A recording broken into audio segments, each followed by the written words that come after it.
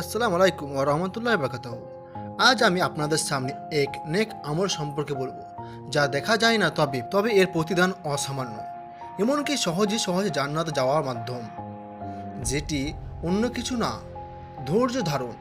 এটি এমন আমল যার ব্যাপারে হাদিসে কুদসিতে আল্লাহ তাআলা বলেছেন, হে বনি আদম, যদি তুমি ধৈর্য ধারণ করো ও প্রথমে আঘাতে অধৈর্য না হয়ে তাতে আওয়ারে আশা করো, আমি তোমাকে জান্নাত দেওয়া ছাড়া অন্য কোনো প্রতিদানে সন্তুষ্ট হব না। ইবনে মাজাহ 1597। ধৈর্যকে সর্বোত্তম নিয়ামত আখ্যা দিয়ে রসুল সাল্লাল্লাহু আলাইহি ওয়াসাল্লাম বলেছেন যে যে ব্যক্তি ধৈর্য ধারণ করে, আল্লাহ তাকে ধৈর্যশীলতা দান করেন। ধৈর্যের থেকে উত্তর কোনো নিয়ামত কাউকে দেওয়া হয়নি। বুখারী হাদিস 1469।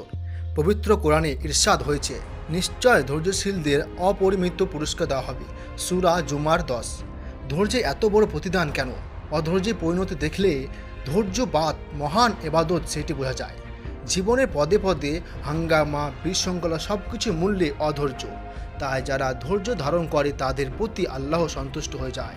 অনেকে আছে যারা সব কিছুতেই ভালো, বাট মোটেও তাদের মধ্যে ধৈর্য নেই, কথায় কথায় রেগে যায়।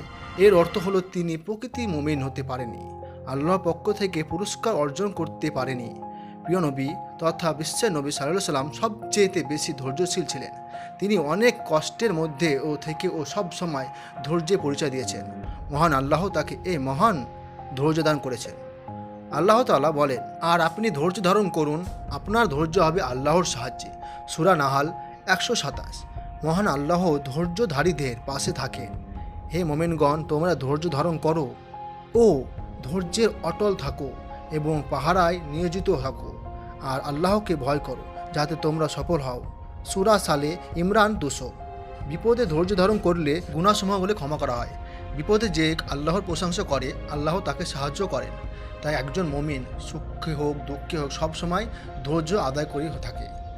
জান্নাতে বিশেষ নিয়ামত ঘোষণা দিয়ে নবী সাল্লাল্লাহু আলাইহি ওয়াসাল্লাম ইরশাদ করেছেন যে যখন কোনো বান্দার সন্তান মারা যায়, তখন মহান আল্লাহ জান কবজকারীদের ফেরেশতাদের বলেন, তোমরা আমার বান্দাদের সন্তানের প্রাণ হরণ করেছ কি?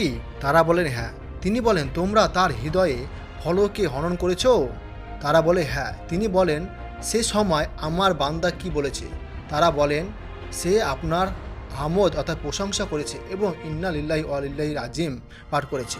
মহান আল্লাহ বলেন, আমার সন্তান হারা বান্দাদের জন্য জান্নাতের মধ্যে একটি গৃহ নির্মাণ করো, আর তার নাম রাখো বাইতুল হামদ।